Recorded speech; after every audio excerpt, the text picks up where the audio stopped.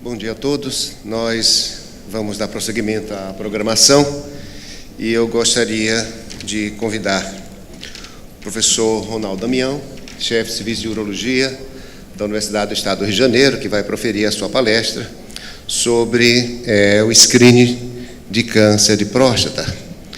E seria, em seguida, o doutor Ronaldo Correia Ferreira da Silva, que falará o que pensa o generalista. Professor Ronaldo Damião, por gentileza. Muito obrigado pelo convite, obrigado à comissão organizadora, e eu sei que nós estamos um pouquinho atrasados, né? E vamos tentar. Muito bem, todos nós sabemos, isso é mundial, que o câncer de próstata é o câncer mais comum no sexo masculino, excluindo o câncer de pele. É a segunda causa de câncer nos homens, e a probabilidade de um homem desenvolver o câncer de próstata em alguma fase da vida é de 1 para cada 6 nascidos. Há uma distribuição proporcional do tipo de cânceres mais incidentes aqui no Brasil. Isso foi publicado no Instituto Nacional do Câncer. Então, com exceção do câncer de pele, o câncer de próstata é o mais comum, ocupando aí um percentual de 28%. São 61 mil casos novos por ano. E nós sabemos perfeitamente que isso está diretamente à incidência relacionada, à prevalência relacionada à idade, não é?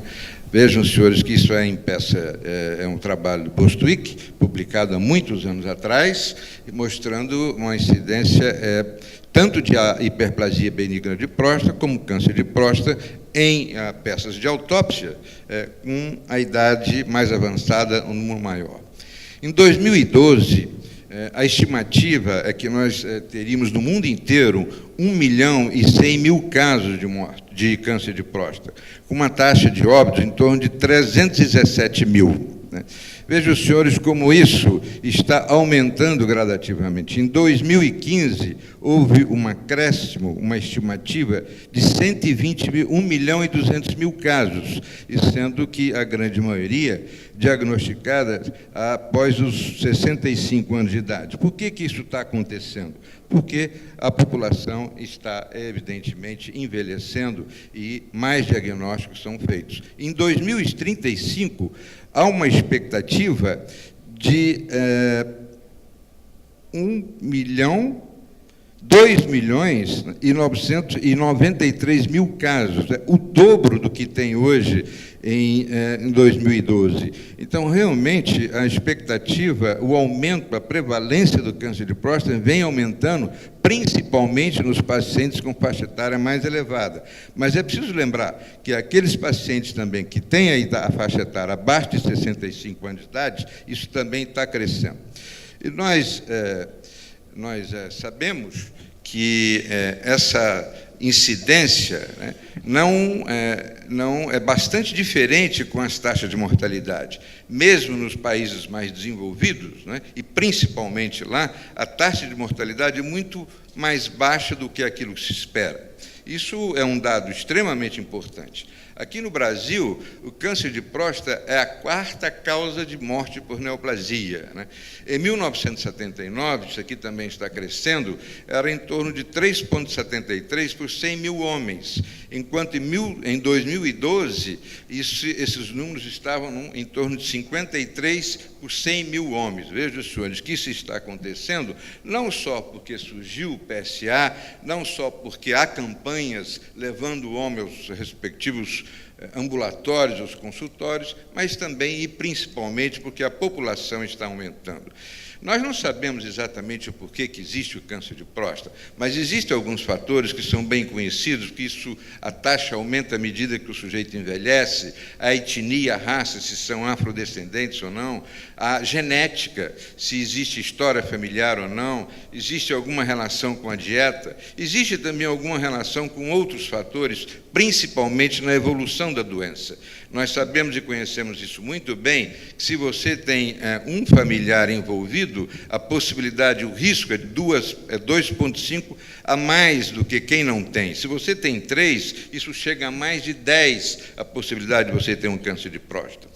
Estilo de vida, tabagismo e infecção são alguns fatores que estão relacionados à evolução do câncer de próstata. Pode ter uma evolução pior se existe um certo comprometimento desses fatores. Portanto, o câncer de próstata está realmente a sua evolução e o seu diagnóstico, né, relacionado à idade, à história familiar, ao grupo racial, ao estilo de vida, à obesidade, à ocidentalização da dieta, que se verifica isso quando os orientais passam a viver em países ocidentais. Então, a pergunta que se faz é essa: nós devemos ou não fazer rastreamento em câncer de próstata? Essa é uma questão muito importante. No rastreamento, aplica-se em uma população assintomática, é um rastreamento populacional, gerado e gerido por órgãos governamentais. Detecção precoce é uma outra coisa, é uma coisa voluntária, que o sujeito procura o ambulatório, procura o consultório para fazer o seu check-up, né?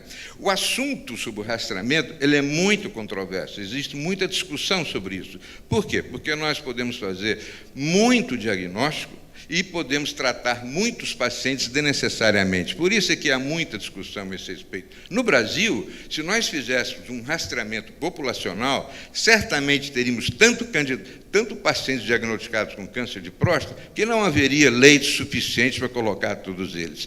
E certamente muitos seriam tratados desnecessariamente.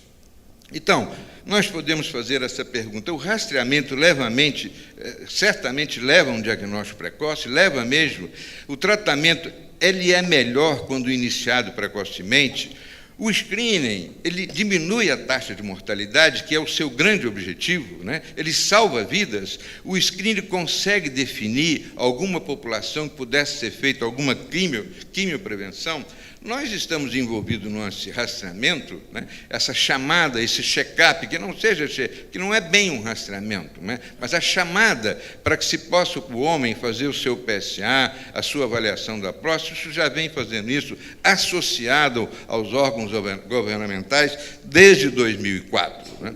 Entretanto, existem agora, mais recentemente, alguns estudos, e esse é o estudo americano, que não foi feito só com próstata, foi feito com pulmão, foi feito com colo, foi feito com ovário, envolveu homens e mulheres, mas especificamente em câncer de próstata, envolveu somente homens. 76 mil homens na faixa etária de 55 a 74 anos de idade foram avaliados e seguidos durante 10 centros nos Estados Unidos, um follow-up médio de 7 anos. Anualmente, esses pacientes eram submetidos a um PSA, eles entravam no estudo desde que tivessem um PSA abaixo de 4. E por 6 anos foram submetidos a um toque retal. E um outro grupo foi seguido sem que se tivesse feito um rastreamento desta forma, com esse perfil, né? E o que aconteceu é que não houve uma diferença entre a taxa de mortalidade. Há críticas nesse estudo, porque muitos dos pacientes entraram no estudo com 40% que tinham um PSA prévio, não eram pacientes virgens de avaliação, né? O que, de uma certa forma, trouxe contaminação. E também foi um acompanhamento relativamente curto. Mas isso aí levou uma força americana, que são compostas por uma força de tarefa americana, que são compostas, inclusive, por pessoas leigas, a levar que não se deve fazer uma solicitação de um PSA a um paciente sem ele saber as consequências disso, que não se deve fazer screening, tem que se explicar para ele: olha, eu vou dosar o seu PSA, se o seu PSA estiver elevado, eu posso te pedir uma biópsia. Se a sua biópsia vier positivo, eu vou sugerir que você faça um tratamento. Você quer fazer o seu PSA? Isso foi o que aconteceu com essa força-tarefa.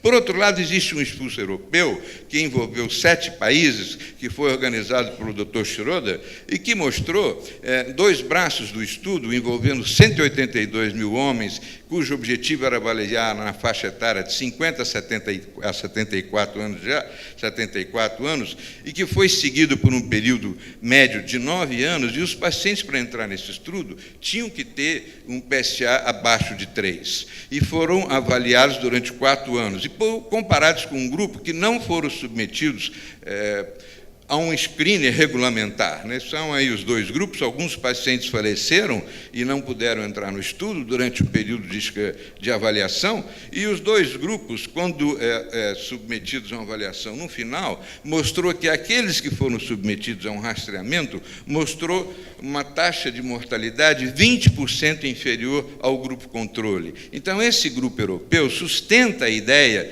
que se deva fazer o screening populacional, o screening patrocinado pelo governo, porque isso aí pode realmente reduzir a taxa de mortalidade. Mas há críticas a esse estudo europeu, e crítica porque envolveram vários centros que usaram metodologia diferente.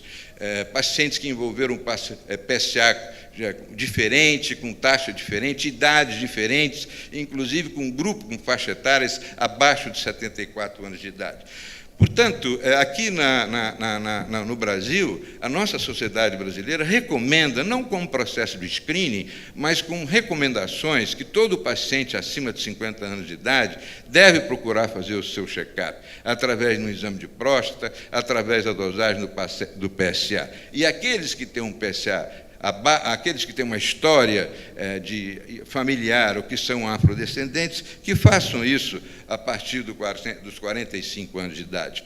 Portanto, é preciso saber quando isso deve ser interrompido. Nós não vamos continuar fazendo isso em pacientes que têm uma taxa de sobrevida baixa, uma baixa expectativa de vida, com diversas outras doenças correlatas. Isso foi mostrado em diversos estudos, não é?